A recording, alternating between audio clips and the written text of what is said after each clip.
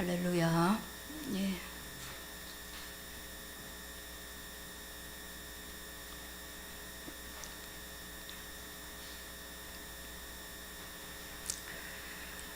추수감사주일 우리가 매년 할 때마다 앞에다가 오곡 과일을 하고 그렇게 해서 감사주일을 지켰었어요.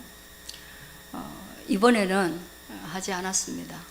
하지 않고 제가 그 예산으로 오늘 그냥 고기를 사놨어요. 사실은 정서적으로는 이게 맞는데요.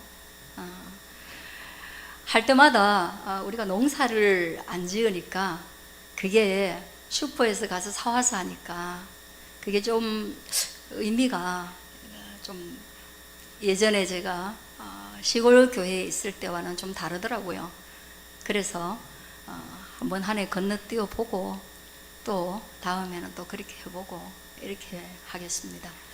근데 해놓으면 훨씬 보기는 좋아요, 그죠? 보기는 좋고 추수감사 주일 분위기도 나고. 예전에 서울에 가서 교회 탐방을 다니면서 이제 명성교회 추수감사 주일 행사에 제가 참여를 했던 적이 한 번 있었어요. 근데 그 김사만 목사님께서 굉장히 시골 출신이세요. 얼마나 시골 출신인지 얘기 들어보면 그 예배당이 지붕이 구멍 뚫린 막 비가 막 새는 그런 예배당에서 교회에 물이 들어와서 기도하다가 밤새도록 교회 지붕에 올라가지고 물이 안 새게 했던 그 일화도 들려주셨었거든요. 근데 그분이 그 시골 정서가 아주 강한 것이죠. 너무나 강하고 그리고 너무나 가난하게 사셨던 그런 기억 때문에 명성교회가 사실상 예수교 장로의 교회 중에 제일 크거든요.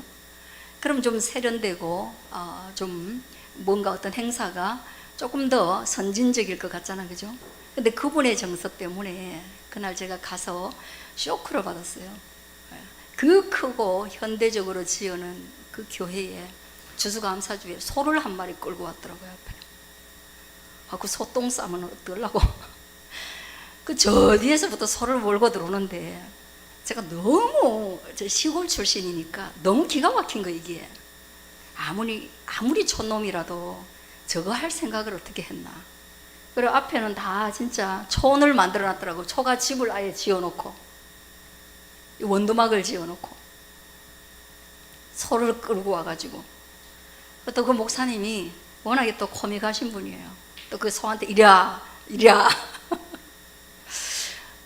제가 그걸 보고 너무 웃었는데 저는 시골 출신이라서 너무 웃었지만 아마 그 도해지에 사시는 그분들은 어쩌면 그것이 일생에 어쩌면 추억이 될 수 있겠다는 생각을 나중에 했습니다. 저한테 촌스러운 일이 그 교우들 전체가 얼마나 그 기막힌 추억이 되겠습니까? 그래서 저희도 한번 소 한번 끌고 올 수 있도록 그래야 되지 않겠어요? 그분이 그 감사가 있는 것이죠. 시골 동네 비새는 교회에 굶주리고 살다가 도시로 나와서 정말 우여곡절을 거쳐서 큰 교회를 이루어서 수많은 사람들을 하나님 앞으로 인도해 갈 때에 하나님에 대한 깊은 감사와 그런 감격이 있는 것이죠. 그것이 어쩌면 추수감사절에 청교도 영국에서 자유를 찾아서 신앙의 자유를 찾아서 미국 땅에 정착하고 그 땅에서 수많은 생명을 잃어버리고 진짜 우여곡절을 거쳐서 비로소 먹을 양식을 얻었을 때 그 모든 고통의 과정 가운데 함께 하셨던 하나님에 대한 체감은 이 부요하고 풍요로운 시대에 우리가 느끼는 것과는 전혀 다르지 않을까. 그래서 그분들이 감사절을 절기로 만들어낸 것이고 오늘 우리는 그 절기를 따라서 또한 한 해를 마무리할 때마다 감사라는 단어로 한 해를 마무리하는 거예요. 우리는 다 후회라는 단어로 한 해를 마무리하죠. 우리는 다 상처난 한 해의 삶을 돌아보는 게 우리의 어떤 그 인생의 패턴이죠. 그러나 성경은 마무리쯤에 가서는 우리에게 무엇을 기억하라고 하는가? 그것은 바로 감사라는 것입니다. 감사. 감사를 기억해 내셔야 됩니다. 왜 우리는 감사라는 것을 기억해 내어야만 하고, 하나님은 왜 우리 인간에게 수많은 감정이 존재하고, 그리고 우리 1년을 하나님이 돌보셨는지 돌보지 않으셨는지, 어느 날은 혼자 가는 것 같고 어느 날은 광야 같고 어느 날은 믿음이 소용없는 것 같은 이런 인생을 펼쳐지게 만들으셨다가 왜 이 한 해의 마감에 와서는 나에게 감사하라고 하는지, 그런 것들을 한번 깊이 생각하는 것이에요. 사람은 감사하는 것이 너무나 어려운 존재이기 때문에 그렇다는 겁니다. 여러분, 에덴 동산을 주었을 때 아담과 하와가 감사했는가? 그 땅에서 하나님이 그들에게 생육하고 번성하고 땅에 충만해라, 여러분, 이보다 큰 비전은 없는 거예요. 너네가 가장 좋은 땅을 주고 가장 좋은 날씨를 주고 그리고 가장 좋은 사계절을 주고 하늘에 해와 달과 별을, 묻과 바다를, 채소와 과일을, 그리고 너희와 함께 거할 짐승들을 줄 때 이것은 얼마나 원더풀하고 하나님 보시기에 좋은 땅이었는가. 그것만으로도 충분한 우리에게 하나님 말씀하십니다. 생육해 번성해. 이것을 위해서 내가 너에게 가정을 줄 거야. 내가 너에게 사랑하는 남편과 아내를, 가족을 줄 거야. 그렇게 말씀하셨어요. 그러면 여러분, 우리는 어떻게 해야 합니까? 너무 좋지 않습니까? 너무 기쁘지 않습니까? 여러분, 졸업하고 아무것도 안 했는데 부모님이 에덴 같은 집을 구입해서 거기에서 신혼을 차리게 하시고, 그리고 난 뒤에 그 집에서 너 아무 걱정 없이 살아라 라고 부모님이 말씀해 주시면 여러분 감사해야 되지 않을까요? 천만의 말씀입니다. 그렇게 신혼을 출발하는 사람이 감사했다는 기록은 없습니다. 아담과 하와의 후손인 것이죠. 아담과 하와도 그랬어요. 그들은 한 가지 감사하지 못할 조건을 찾았습니다. 무엇이 감사하지 못했는가? 하나님 왜 모든 것을 다 주시면서 저 선악과를 먹지 말라고 하시는 거지? 지혜롭게 할 만큼 탐스러운 저 열매, 내가 정말 원하는 것은 저 선악과 열매인데 왜 하나님은 내가 지금껏 달라고 하지도 않고 원하지도 않았던 이 에덴을 우리에게 주시고 여기에 나를 머물게 하시고 살게 하셨으면서 저 선악과 하나는 나에게 허락하지 않으신 거지? 그러면서 불평했어요. 그리고 기어이 하지 말라고 한 거기에 손을 내밀어 금단의 열매를 먹는 것을 인하여서 인생은 파괴된 것입니다. 그러니 여러분, 우리에게 하나님이 감사하라고 하실 때에 그 상황과 그 여건을 보고 감사하라고 하시겠느냐? 그렇지 않다는 거예요. 나는 여러분의 상황이 어떤지 누구보다 잘 알고 있지 않습니까? 여러분에게 감사할 수 없는 것들이 훨씬 더 많다라는 것을 제가 알지 않습니까? 가정에서 얼마나 상처를 받고 있는지 알지 않습니까? 거기서 내가 생육하고 번성하는 일이 가능한가? 때로 어떤 가정은 불가능하다는 것을 알지 않습니까? 생육하고 번성하기 위해서 내가 돈벌이를 해와야 되는데 여러분의 직업의 현장이 얼마나 가시와 엉겅퀴로 가득한지 제가 알지 않습니까?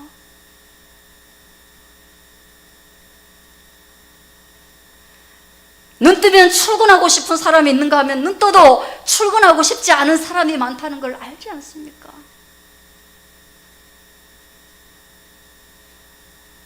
집에도 만나기 싫은 사람이 있고 회사에도 만나기 싫은 사람이 있고 교회에도 불편한 사람이 있고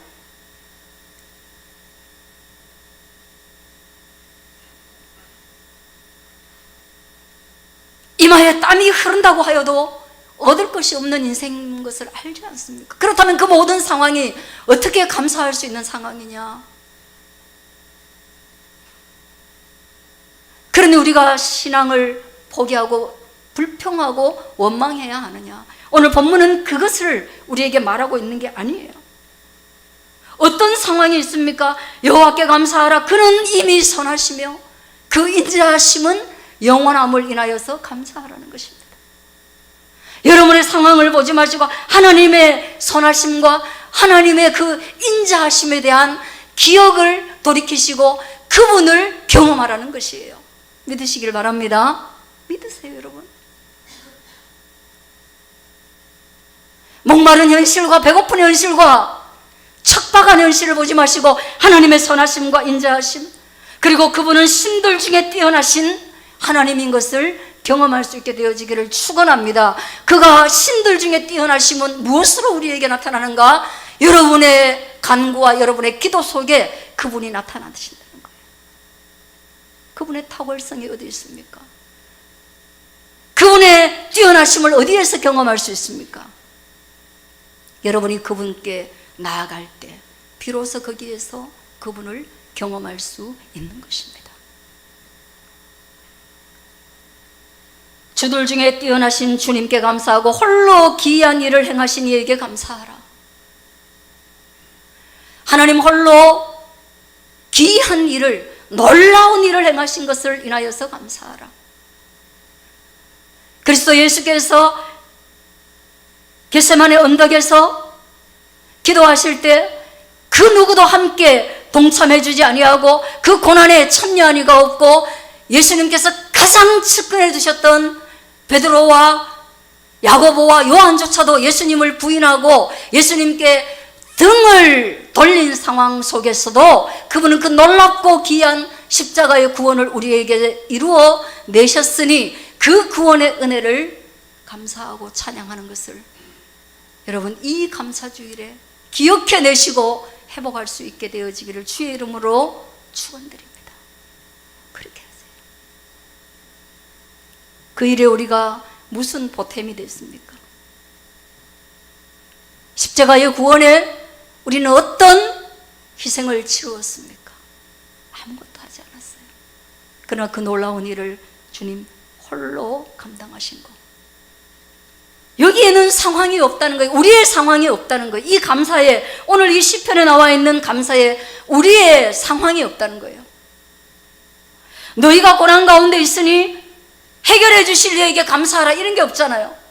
너희가 지금은 먹을 것이 없는데 다음에 먹을 것을 줄 것이니 감사해라, 그런 게 없잖아요. 지혜로 하늘을 지으신 이에게 감사하라. 여러분, 하늘을 하나님이 지혜로 지으셨으니 감사한 거예요. 단풍을 물들게 하셨으니 감사한 거예요. 그 단풍 사이로 반짝이는 햇살을 주신 이에게 감사하는 거예요.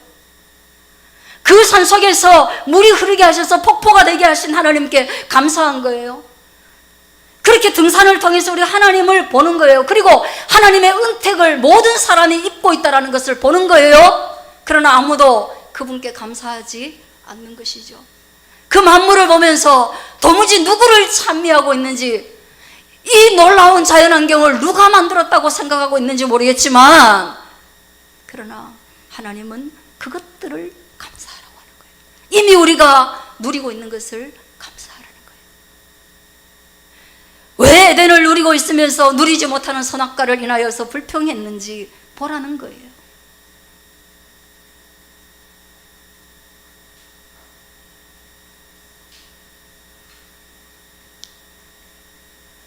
여러분, 우리의 인생이 왜 감사하기 어렵습니까? 땀과 눈물과 고통으로 가득 차 있기 때문에 감사하기 어려워요.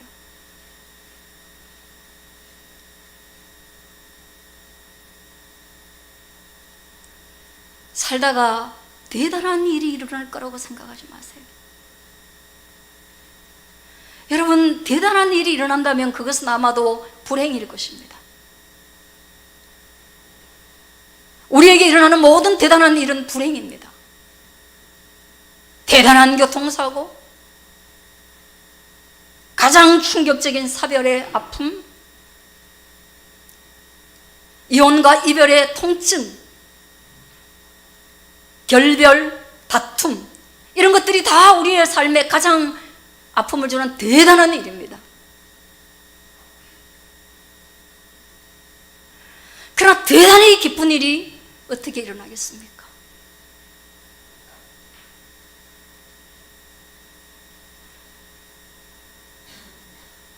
무슨 대단한 기쁨이 있겠습니까?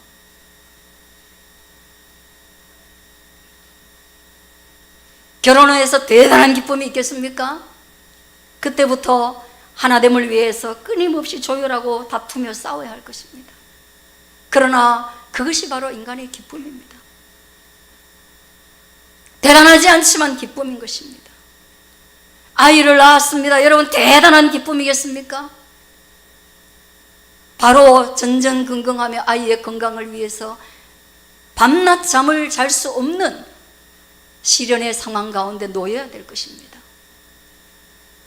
그런 땀과 눈물 때문에, 고통 때문에, 시련 때문에 인간은 감사한다는 것이 그다지 쉽지 않은 거예요. 내 뼈 중에 뼈요 살 중에 살이라고 고백했던 부부간의 사랑의 세레나데는 너 때문에 내 인생이 망가지고 있다, 너 때문에 내가 힘들다, 너 때문에 내가 쉴 곳이 없다, 너 때문에 내가 무슨 일을 하고 싶어도 할 수가 없다라는 아담의 고백과 같이 우리 또한 가장 사랑했던 존재로부터 가장 어려움을 겪게 되는 매임에 놓이게 될 겁니다. 그리고 우리의 뼈 중에 뼈요 살 중에 살이라는 고백은 변하여서 너만 없으면 내가 잘 살 수 있을까라는 생각에까지 도달하게 될 거예요. 그것이 창세기에서 인간이 하나님 앞에 감사할 수 없는 인생이라는 상황이 그렇다는 것입니다. 인생이라는 상황이 다 그런 것입니다. 그래서 다 살고 나도 해피엔딩이라는 것이 없다라는 것을 아는 것. 육체를 가진 인간에게 해피엔딩이 뭘까? 해피엔딩이 뭘까? 여러분, 하나님이 여러분에게 무엇을 주시면 해피엔딩이 되겠습니까? 여러분을 영원히 살게 하시면 해피엔딩이 되겠습니까? 남들이 80에 죽는데 100세까지 누리시면 해피엔딩이 되겠습니까? 그럴까요? 잭팟이 터져서 10억, 20억이 말 한마디에 굴러 들어오면 해피엔딩이 될까요? 아니요. 그 창고를 지키기 위하여서 세워놓은 모든 수문장들을 믿지 못하는 그 불안함 속에 그 재물을 지키기 위한 고통과 통증 속에 있는 것이 바로 부유한 자의 삶이며, 가난한 자는 그 창고가 비어 있어서 매번 그 창고에서 먹을 양식을 꺼내지 못하는 통증 속에 살아가는 거, 그게 인생의 상황인 것입니다. 무엇이 해피엔딩일까? 성경은 그렇게 이야기합니다. 상황의 해피엔딩이 아니라 우리의 해피엔딩은 그럼에도 불구하고 우리로 하여금 한 걸음 한 걸음 하나님께서 주신 일상의 삶을 끊임없이 지속적으로 살아내는 것, 무엇으로? 하나님이 이 땅의 주인인 것을 믿고 한 걸음 한 걸음 오늘을 살아내는 것. 그리고 끝내 우리가 해피엔딩의 도착지인 주여 내 영혼을 받아 주옵소서라는 구원의 소망을 가지고 살아가다가 끝내는 천국의 이끌림을 받는, 그것이 우리 인간의 해피엔딩인 것을 믿고 여호와께 오늘 이 순간 아무 내세울 것이 없지만 감사하라는 그 말씀을 우리에게 하고 있는 것입니다. 할렐루야. 여러분은 감사할 수 있기를 바랍니다. 땅을 무리의 표신이에게 감사하십시오. 온갖 물로 충만한 이 지구상에 물을 한 곳으로 모이게 하시고 묻을 드러나게 하신 이에게 감사하시길 바랍니다. 큰 빛을 지으신 여호와께 감사하십시오. 그것이 7절입니다. 8절에는 해로 낮을 주관하게 하신 이에게 감사하라. 여러분, 이것을 우리가 언제 감사했는지, 하늘에 해가 낮에 쨍쨍하게 뜨고 있는 게 무슨 감사가 되겠습니까? 근데 여러분, 가을의 농부들은 그런 말을 합니다. 바람은 차갑게 불어오고, 그리고 햇살이 쨍쨍 내려비쳐야 곡식이 연걸어 간다고 합니다. 그러니 해가 내리비치는 거에 감사할 수 있는 것이죠. 인생도 마찬가지예요. 뜨거운 태양이 장렬할 때, 그리고 바람이 차갑게, 여러분 그 정상을 오른 사람이 있는데, 내가 할딱고개까지 갔다 와놓고 할 말은 아니지만 봐요. 우리 중에 나고자 세 사람은 금오산성에서 더 못 올라갔어요. 우리 좀 멀쩡한 진혜쌤도 못 올라갔어요. 그 금오산성에 저렇게 큰 사람이 턱 앉아가지고 못 올라가겠다고 하니까 참 기가 막혔는데, 폭포까지 갔어요. 폭포에 갔는데요, 거기 이제 또 한 14명이 모여가지고 폭포까지 가고 이제 더는 안 가겠다고 딱 앉아있는데 다 젊은 녀석들이에요. 저 젊은 것들이 폭포까지 가고 안 가겠다고, 할딱고기까지 15분만 더 가면 되는데, 그래서 제가 할딱고기까지 한 15분 더 걸어갔어요. 근데 여러분, 거기 올라가니까 얼마나 바람이 차가운지, 그게 반정상이거든요. 정상에서 부는 바람보다 온도가 조금 낮겠죠. 그러나 그 폭포에는요, 그런 바람이 안 불어요. 폭포에는 전혀 바람이 안 불어요. 근데 할딱고기 가잖아요, 바람이 사람을 쓸어서 넘어뜨릴 것 같아요. 휘청휘청거려요. 그런데 그 바람이 얼마나 깽하게 부는지 정신이 번쩍 들어요. 몸에 그 바람이 부딪힐 때 삶에 새로운 의욕도 생기고, 이 쨍한 바람을 느낄 때 깜짝 놀라가지고 정신을 반짝 차려서 살아야 되겠다는 생각이 확 드는 거예요. 그리고 새로운 의욕과 결심이 서는 거예요. 그러니까 여러분 인생의 햇살과 바람이, 그 쨍한 바람을 느낄 때 여러분이 이제 더는 이렇게 살면 안 되겠구나, 더 부지런히, 더 성실하게, 더 바른 길로, 더 정신 차리고 내 인생을 살아야 하겠구나, 그런 책임감이 느껴지는데, 그것 때문에 감사할 수 없다면 말이 안 되는 거잖아요. 인생의 그 바람 때문에 감사할 수 없다면 말이 안 되는 거잖아요. 그 바람 없으면 우리가 다, 인간은 똑같아서 배부르고 등 따시면 잡생각하고 딴길 바라보고 헛것에 마음 빼앗기고 비틀거리고 자기 자랑하고 교만하고, 그래서 끝내는 쏟아버릴 때까지 거기에서 돌아오지 않습니다. 그러니 그 깽한 바람이 얼마나 감사할 일이에요. 그래서 오늘 이 해와 바람을 감사하고, 10절에 보면 애굽의 장자를 치신 이에게 감사하라. 하나님은 애굽의 장자를 치심으로 말미암아 우리의 구원을 이루어내시는 하나님인 것을 믿으시기를 바랍니다. 홍해를 가르신 하나님을 찬양하십시오. 우리의 눈앞에서 홍해를 가르시고, 그리고 우리로 하여금 그 홍해를 마른 땅과 같이 건너게 하셔서 구원에 이르게 하시고 가나안에 입성하게 하시는 그 하나님께, 우리의 인생을 동행과 더불어서 인도하시는 하나님께 감사하시기를 주의 이름으로 축원드립니다.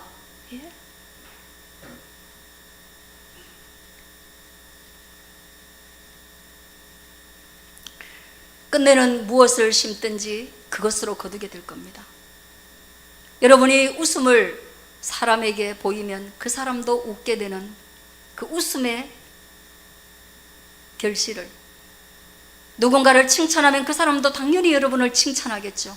칭찬도 뿌린 대로 거두게 될 것입니다. 성경은 눈물로 씨를 뿌리는 자는 기쁨으로 단을 거둘 거라고 말씀하십니다. 여러분이 남을 흉보면 언젠가 누군가에 의해서 그 흉이 자기에게 돌아오게 될 것입니다.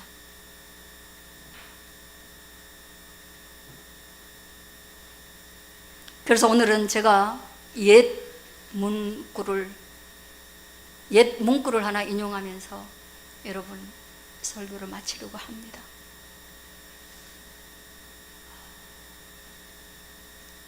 어제 제가 생각이 나서 툭 던졌는데 그게 이제 생각이 나서 그 말을 뱉고 나니까 옛날에 제가 고전 시간에 들었던 말이라서 저도 깜짝 놀랐어요. 옛날에 들은 거 안 써먹었는데도 기억이 나는구나. 제가 런던베리 가서 어제 낙엽을 다 치웠어요.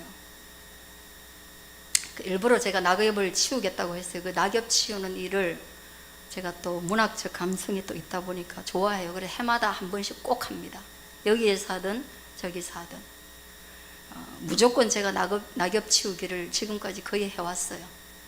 그리고 사실은 그렇게 하고 난 뒤에 낙엽을 태우는 것까지 가야 낙엽을 태우면 그 문학이 완성이 되기 때문에 그랬는데 어제는 가니까 그 아르바이트생 2명이 있었어요.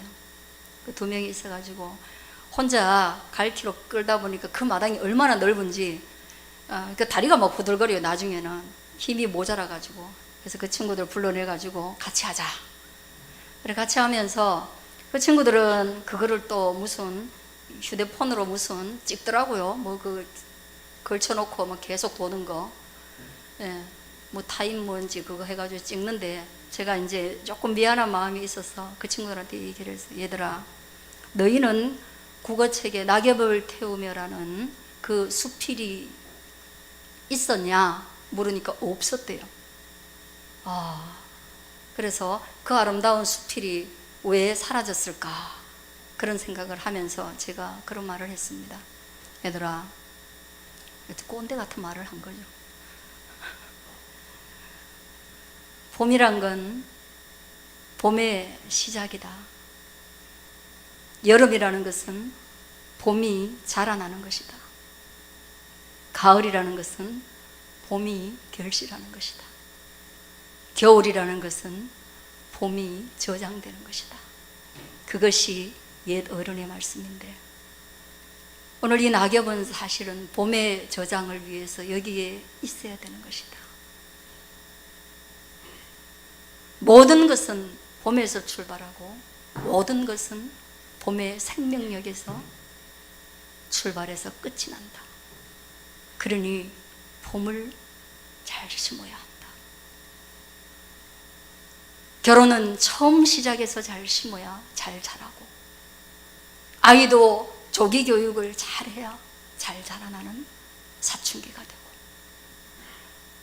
중년이 되어도 건강도 적당한 때에 심어야 성장이 있고 결실이 있고, 그리고 떨어지면 우리의 인생이 죽음이라는 것으로 떨어지게 되면 그것은 후 세대를 위한 새로운 생명으로 다시금 거듭나게 되는 거예요.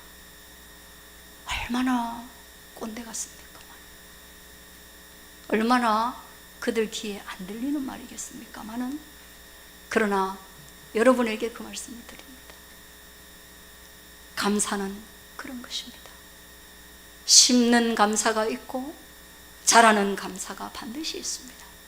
그리고 그 감사가 결실할 날이 있고, 그 감사의 낙엽이 떨어지면 다음 세대에 그 낙엽이 거름이 되어서 후 세대에 성장하게 될 것입니다. 이것이 하나님이 우리에게 감사할 수 없는 인생의 수레바퀴 속에서 감사하라고 하시고 감사의 요건을 일일이 짚어주신 이유인 것입니다. 오늘 그런 감사가 여러분에게 뭉클하게, 한 해를 그래도 살아내신 여러분에게 뭉클하게 다가오시기를 주의 이름으로 축원드립니다.